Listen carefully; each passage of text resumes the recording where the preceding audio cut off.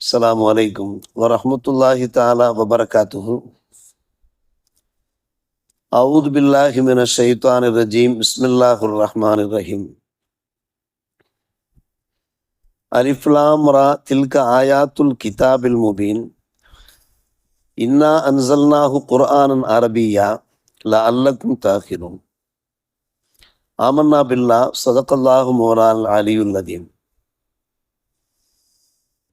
குர்ஆனிலே கூறப்பட்டிருக்கக்கூடிய வசனங்கள் யாவும் இறைவேதத்தின் திருவசனங்களாக இருக்கின்றன. நாம் தான் அதை இறக்கி அருள் இருக்கிறோம். தெளிவான அரபியிலே அந்த குர்ஆனை இறக்கி அருள் இருக்கிறோம். நீங்கள் அதை சிந்தித்து பார்ப்பதற்காக, அதிலே உள்ள படிப்பினை பெறுவதற்காக இன்று அல்லாஹ் ரப்புல் ஆலமீன் சூரா யூசுஃபினுடைய முதல் வசனத்திலே குறிப்பிடுகிறான். 12ஆம் பாகம், அதே போன்று 12ஆம் அத்தியாயத்தினுடைய முதல் வசனம் சூரா யூசுப் அலைஹிஸ்ஸலாமுடைய பெயரால் சூட்டப்பட்டிருக்கிற சூராவுடைய முதல் வசனத்தை நாம் இப்போது பார்த்து கொண்டிருக்கிறோம். இதற்கு முன்பே 11ஆம் அத்தியாயமாக சூரா ஹூத் இடம்பெற்றது. 7 நபிமார்களுடைய வரலாறுகள், அந்த வரலாறுகள் மூலமாக நமக்கு கிடைக்கிற படிப்பினைகள் எடுத்துவதப்பட்டன. சூரா யூசுப் மூலமாக அல்லாஹ் ரப்புல் ஆலமீன் யூசுப் அலைஹிஸ்ஸலாமுடைய முழு வரலாறை பதிவு செய்திருக்கிறான். ஏனைய இறை தூதர்களுடைய வரலாறுகளை ஒரே சமயத்தில் முழுமையாக அல்லாஹ் குர்ஆனிலே பதிவு செய்யவில்லை. மாறாக அவருடைய வரலாற்றினுடைய ஒவ்வொரு பகுதிகளையும் குர்ஆனிலே ஆங்காங்கே எடுத்துரைக்கிறான். அந்தந்த தேவைகளுக்கு ஏற்ப அந்தந்த இடத்துல படிப்பினைகளை எடுத்துரைத்திருக்கிறான்.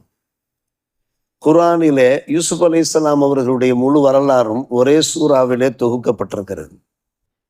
அவர்களுக்கே உண்டான ஒரு தனிச்சிறப்பு. அதே போன்றுதான் அஸ்ஹாபு அல் கஹ்ஃப், குகை தோழர்கள் என்று சொல்வார்கள் அல்லவா, அவர்களுடைய முழு வரலாறும் குர்ஆனிலே ஒரே இடத்திலே சூரத்துல் கஹ்ஃபிலே சொல்லப்பட்டிருக்கிறது. மொத்தத்திலே பார்க்கிற போது யூசுப் நபி அவருடைய வரலாறும் அஸ்ஹாபுல் கஹ்ஃபுடைய வரலாறும் தான் ஒரே சமயத்திலே முழுமையாக எடுத்துரைக்கப்பட்டிருப்பதை நாம் குர்ஆனிலே பார்த்து கொண்டிருக்கிறோம். யூசுப் அலைஹிஸ்ஸலாமுடைய வரலாறு மிக அற்புதமான ஒரு வரலாறு. அவருடைய வரலாற்றின் மூலமாக நமக்கு நிறைய படிப்பினைகள் கிடைக்கப் பெறுகின்றன. ஒவ்வொரு காலகட்டத்திலேயும் அவருடைய அந்த வாழ்க்கை சக்கரத்திலே பல கட்டங்களை கடந்து போயிருக்கிறார்கள். அடிமையாக வாழ்ந்திருக்கிறார்கள், இளவரசராக வாழ்ந்திருக்கிறார்கள், ஒரு சிறை கைதியாக வாழ்ந்திருக்கிறார்கள், அதே போன்று கற்புக்கரசராக வாழ்ந்திருக்கிறார்கள், கற்பு நெறிமிக்கவராக வாழ்ந்திருக்கிறார்கள், தங்களுடைய குடும்பத்தினரோடு அனுசரணையாக இருந்திருக்கிறார்கள், குடும்ப மேம்பாட்டுக்காக அவர்கள் உழைத்திருக்கிறார்கள், பாடுபட்டிருக்கிறார்கள், ஒரு சிறந்த கனவுலக மேதை, கனவுக்கு அழகான பலன்கள் சொல்லக்கூடியவர்களாக அவர்கள் திகழ்ந்திருக்கிறார்கள். இப்படி பல பாத்திரங்களோடு அவர்கள் இந்த சூரா யூசுஃபிலே பவனி வந்து கொண்டிருக்கிறார். எல்லாவற்றுக்கும் மேலாக கடைசியாக மன்னிக்கின்ற மனப்பான்மை உடையவராக திகழ்ந்திருக்கிறார். தங்களுடைய அன்பு சகோதரர்கள் காழ்ப்புணர்ச்சியோடு அவர்களை சங்கடப்படுத்திய போது கடைசியாக தங்களுடைய அன்பு சகோதரர்களை மன்னித்து விட்டார்கள். பழி வாங்கவில்லை, மன்னித்து விட்டார்கள். இப்படி யூசுப் அலைஹிஸ்ஸலாமுடைய வரலாறுல பல்வேறுபட்ட படிப்பினைகள் நமக்கு கிடைக்க பெறுகிற காரணத்தினால்தான் அல்லாஹ் ரப்புல் ஆலமீன் சூரா யூசுஃபை முழுமையாக நமக்கு பதிவு செய்திருக்கிறான். யூசுப் அலைஹிஸ்ஸலாம் அவர்கள் ஒரு சாமானிய இறை தூதர் கிடையாது. அபுல் அன்பியா என்று கூறப்படுகிற நபி இப்ராஹிம் அலைஹிஸ்ஸலாமுடைய வழித்தோன்றலிலே உள்ளவர்கள் தான். இப்ராஹிம் அலைஹிஸ்ஸலாம் அவருடைய அன்பு புதல்வர் நபி யாக்கூப் அலைஹிஸ்ஸலாம், இஸ்ராயில் என்றும் அவர்களுக்கு சொல்வார்கள். யாக்கூப் அலைஹிஸ்ஸலாமுடைய பெயரராக நபி யூசுப் அலைஹிஸ்ஸலாம் திகழ்கிறார்கள். மட்டுமல்லாமல் நபி இசாக் அலைஹிஸ்ஸலாம் அவர்களுடைய அன்பு புதல்வராக, அருமந்த புதல்வராக நபி யூசுப் அலைஹிஸ்ஸலாம் அவர்கள் திகழ்கிறார். நபி இஸ்ஹாக் அலைஹிஸ்ஸலாம் அவர்களுடைய அருமை மகன் தான் யாக்கூப் அலைஹிஸ்ஸலாம். யாக்கூப் அலைஹிஸ்ஸலாமுடைய புதல்வராக இசாக் அலைஹிஸ்ஸலாமுடைய பேரராக திகழ்கிறார்கள் பார்க்கிறோம். இப்படி ஒரு உயர்ந்த ஃபேமிலியிலே பிறந்தவர்கள் தான் நபி யூசுப் அலைஹிஸ்ஸலாம் அவர்கள். யூசுப் அலைஹிஸ்ஸலாம் அவர்களை பற்றி நாம் இப்போது அறிமுகப்படுத்தி கொண்டிருக்கிறோம். அவருடைய வரலாற்றை தொடங்குவதற்கு முன்னாலே நாம் அறிமுகப்படுத்தி கொண்டிருக்கிறோம். யூசுப் அலைஹிஸ்ஸலாமுடைய வாழ்க்கைக்கும் எம்பெருமானார் ரசூலே கரீம் ஸல்லல்லாஹு அலைஹி வஸல்லம் அவர்களுடைய வாழ்க்கைக்கும் பல்வேறுபட்ட ஒற்றுமைகள் காணப்படுவதை நாம் பார்க்கிறோம். எனவேதான் குர்ஆனிலே அவருடைய வரலாறு நீண்ட முறையில் எடுத்துரைக்கப்பட்டிருக்கிறது. முதலாவது ஒற்றுமை என்னவென்று கேட்டால், பெருமானார் ரசூலே கரீம் ஸல்லல்லாஹு அலைஹி வஸல்லம் அவர்களுக்கு வஹி என்கிற அந்த குர்ஆனுடைய வேதம் முதலிலே எப்படி இறங்கியது என்றால் கனவு மூலமாகத்தான் இறங்கியது.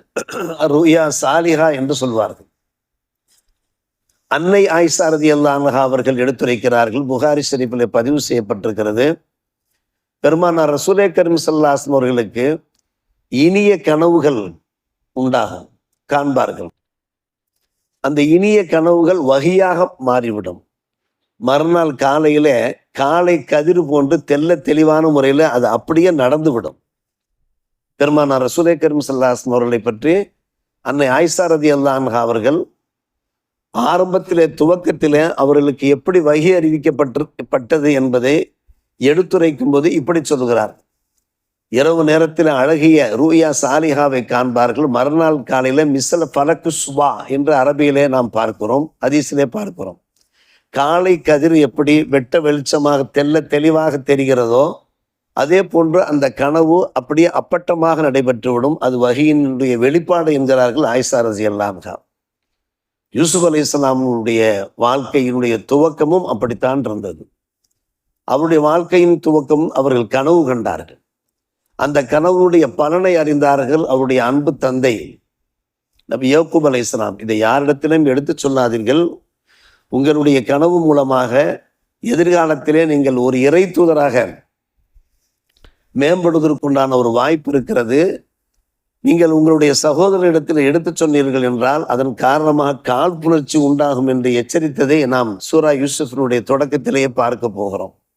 ஆக பெருமானார் ரசூலே கரீம் ஸல்லல்லாஹு அலைஹி வஸல்லம் அவர்களுக்கு முதலிலே கனவின் வாயிலாக எப்படி சில அறிவிப்புகள் வெளிப்பட்டனவோ அதே போன்று யூசுப் அலைஹிஸ்ஸலாம் அவர்களுக்கு வெளிப்பட்டது. இது முதல் ஒற்றுமை, அருமை சகோதரர்களே. அதே போன்றுதான் யூசுப் அலைஹிஸ்ஸலாத்து வஸ்ஸலாம் அவர்கள் அவருடைய சகோதரர்களால் வஞ்சிக்கப்பட்டார்கள். வஞ்சிக்கப்பட்டார்கள் என்றால் அது கொஞ்சம் நெஞ்சமல்ல, பெரிய அளவுக்கு வஞ்சிக்கப்பட்டார்கள். இதே போன்றுதான் பெருமானார் ரசூலே கரீம் ஸல்லல்லாஹு அலைஹி வஸல்லம் அவர்களை வஞ்சித்தவர்கள், அவர்களை துன்புறுத்தியவர்கள், அளவில்லாத அந்த துன்பங்களை தந்தவர்கள் அவருடைய சொந்தக்காரர்கள் தான், உற்றார் உறவினர்கள் தான், மக்கா குறைஷிகள் தான். அவர்கள் மூலமாக அளவில்லாத துன்பங்களை பெருமானார் ரசூலே கரீம் ஸல்லல்லாஹு அலைஹி வஸல்லம் அவர்கள் அடைந்தார்கள். அதற்கு பின்புதான் அன்பான பெருமக்களை பொறுமை காத்தார்கள். பெருமானார் ரசூலே கரீம் ஸல்லல்லாஹு அலைஹி வஸல்லம் அந்த பொறுமையினுடைய பலாபலன்களை கண்டு கொண்டார்கள். யூசுப் அலைஹிஸ்ஸலாம் அவர்கள் பொறுமையோடு இருந்தார்கள். அவர்களுக்கு ஏற்பட்ட துன்பங்களை எல்லாம் அப்படியே சகித்து கொண்டார்கள். எம் பெருமானாரை போன்றே சகித்து கொண்டார்கள். இதன் காரணமாக அவருடைய அந்தஸ்து உயர்ந்து விட்டது. யூசுப் அலைஹிஸ்ஸலாமுடைய அந்தஸ்து உயர்ந்து விட்டது. இரண்டாவது ஒற்றுமை. மூன்றாவது ஒற்றுமை, பெருமானார் ரசூலே கரீம் ஸல்லல்லாஹு அலைஹி வஸல்லம் அவர்கள் ஒரு அனாதையாக பிறந்தார்கள். தாயின் கருவறையில் இருக்கிற போதே தந்தையை இழந்தவர்கள். அதற்கு பின்பு பிள்ளையை பெற்றதற்கு பின்னால் தாயை வெகு சீக்கிரம் இழந்து விட்டார்கள். தாயில்லா பிள்ளையாக அவர்கள் திகழ்ந்தார்கள் என்றெல்லாம் நாம் பார்க்கிறோம். அபு தாலிபுடைய அப்துல் முத்தலிபுடைய வளர்ப்புக்கு வந்தார்கள். பின்பு அபு தாலிப், இப்படி ஒவ்வொருவராக இறந்து போய் ஒரு அனாதையாக அவர்கள் வளர்ந்தார்கள் என்றெல்லாம் நாம் பார்க்கிறோமா இல்லையா?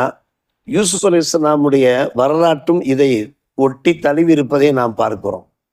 தந்தை இருந்தும் தாய் இருந்தும் அவர்கள் ஒரு அனாதையை போன்று ஆனார்கள். ஆனால் உயிரோடு இருந்தார்கள். எம்பெருமானார் ரசூலே கரீம் ஸல்லல்லாஹு அலைஹி வஸல்லம் அவர்களுடைய தந்தை தாயின் கருவறையில் இருக்கிற போதே இறந்து விட்டார்கள் என்றால் இவர்களுக்கு தந்தை இருந்தார்கள், இருந்தும் அனாதை ஆனார்கள். எப்படி? தந்தையிடமிருந்து அவர்களை பிரித்து சென்று கிணற்றிலே கொண்டு போய் தள்ளினார்கள். அவருடைய அன்பு சகோதரர்கள் ஒரு பொறாமையின் காரணமாக, காழ்ப்புணர்ச்சியின் காரணமாக, பின்பு அவருடைய வளர்ப்பெல்லாம் பார்க்கிறோம். ஒரு அனாதையினுடைய ஒரு வளர்ப்பை போன்றே ஒரு அடிமையினுடைய வளர்ப்பை போன்றே இருந்து பின்னால் அவர்கள் உயர்கிறார்கள். இந்த வகையிலையும் அருமை சகோதரர்களே, யூசுப் அலைஹிஸ்ஸலாம் அவர்களுடைய அந்த வாழ்க்கை எம்பெருமானார் ரசூலே கரீம் ஸல்லல்லாஹு அலைஹி வஸல்லம் இந்த வாழ்க்கையோடு ஒத்துப்போகிறது. இப்படி பல விஷயங்கள். கடைசியாக ஒரு முக்கியமான விஷயம் என்னவென்று கேட்டால், பெருமானார் ரசூலே கரீம் ஸல்லல்லாஹு அலைஹி வஸல்லம் பொறுமை காத்தார்கள். அது போன்ற பொறுமை யூசுப் நபிக்கு. அதற்கு உதாரணம் என்னவென்று கேட்டால், மக்கா குறைஷியில் அவ்வளவு தூரம் துன்புறுத்தினார்களா இல்லையா? மக்கா வெற்றி பெற்றதா இல்லையா? பெருமானார் ரசூலே கரீம் ஸல்லல்லாஹு அலைஹி வஸல்லம் அவர்கள் என்ன செய்தார்கள்? மக்கா வெற்றி பெற்றதற்கு பின்னாலே புனித காபா அருகிலே பணிவோடு கனிவோடு நிற்கிறார்கள். குறைஷி தலைவர்கள், குறைஷி குல பெருமக்களுக்கெல்லாம் ஒரு அச்சம், பயம். நாம் எவ்வளவோ துன்புறுத்தினோம், முகமதை கொல்லுவதற்கே முயற்சி பண்ணினோம். அதன் காரணமாகத்தான் அவர்கள் புலம்பெயர்ந்து சென்றார்கள். என்ன செய்ய போறார்களோ, ஏது செய்ய போறார்களோ, இதற்கு பழி வாங்குவார்கள் நினைத்தார்கள். ஆனால் பெருமானார் ரசூலே கரீம் ஸல்லல்லாஹு அலைஹி வஸல்லம் அந்த சொல்வாக்கு என்னவென்று கேட்டால், அன்பு சகோதரர்களே, என் அன்பு சகோதரர் யூசுப் சொன்னதே நான் உங்களுக்கு சொன்னேன் என்று சொன்னார்கள். யூசுஃபோடு தங்களை ஒப்பிடுகிறார்கள்.